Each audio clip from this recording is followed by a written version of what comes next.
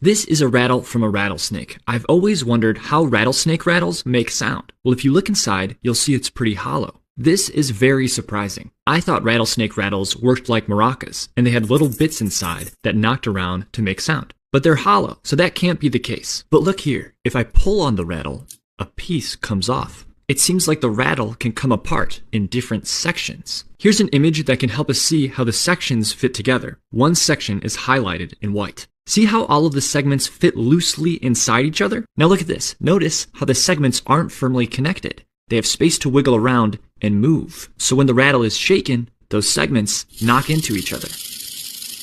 And that's how a rattlesnake rattle rattles.